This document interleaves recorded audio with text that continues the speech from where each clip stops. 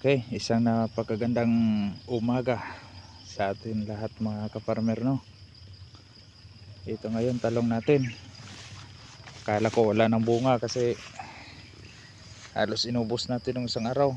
Pero ito pala oh. Mayroon pa pala. Yan.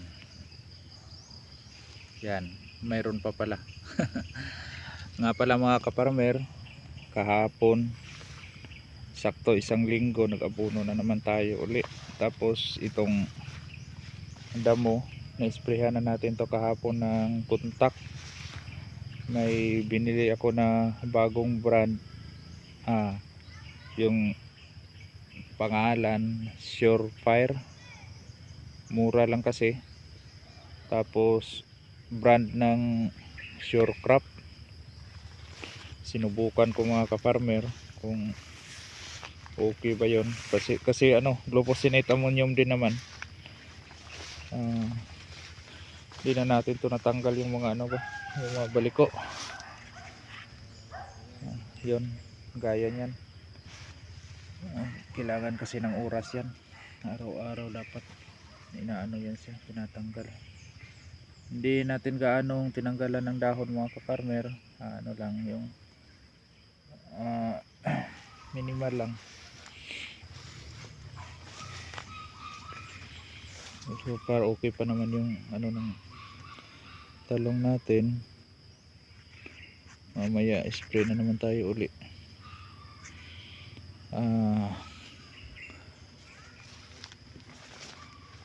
Kahapon nag-spray ako ng ng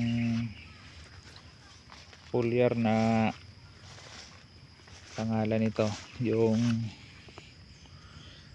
Calvo Zinc calcium boron with zinc. Ay, may tama yun, may nakalusot pero patay na uod nito. Yan, either nakalipad na, bihira. Yung calcium boron with zinc, pag gumagamit kasi ako ng mga foliar na calcium boron mga kafarmer, yung pinipili ko talaga yung may zinc. Napaka mahalaga nung zinc mga kafarmer.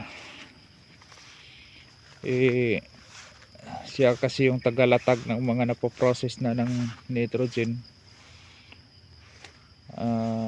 Kung magkulang sa zinc, magkakaproblema talaga yung pagpoprocess ng pagkain ng tanim natin mga kafarmer. Tapos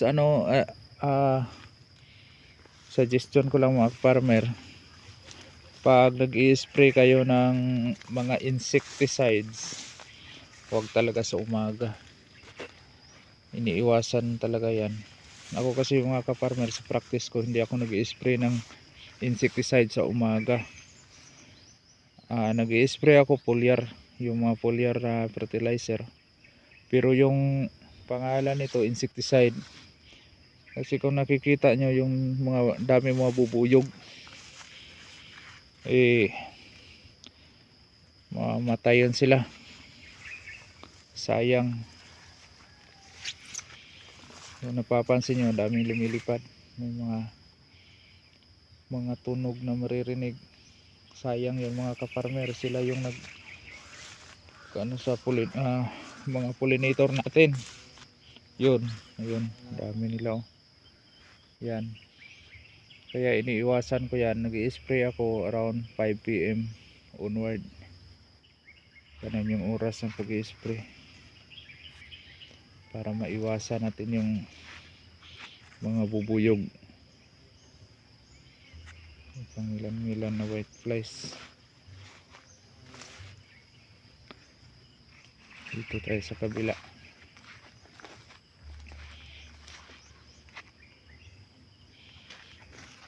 Tine-check natin tong mga puti-puti na lumilipad. Tine-check din natin kung may trips. Mayroon nga dito, mayroong trips pero patay. Ayun, patay. Ito may langgam, kinakain ng langgam.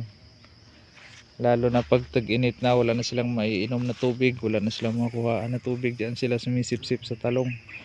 Kinakagat nila ng kinakagat yan para makakukuha nila yung katas. Ayun, dito sa kabilang block.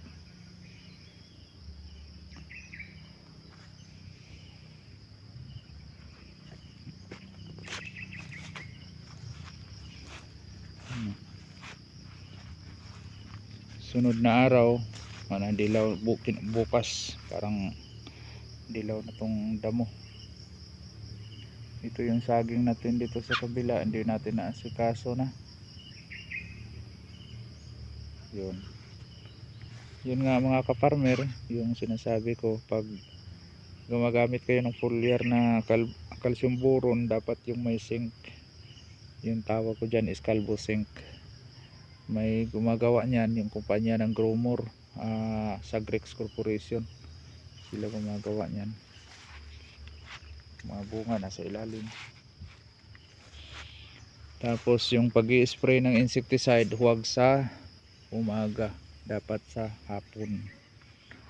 At saka ano din naman, yung mga insekto na mapanira, nocturnal yun sila sa gabi yun sila umiiral, nagtatago yun sila sa araw.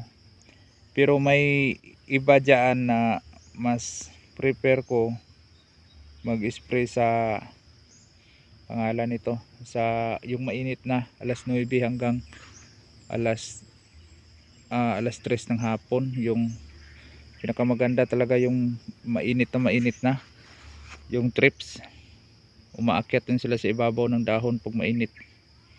Yun lang mga kaparmer, yun ang magandang timing dyan, at saka madali silang mamatay.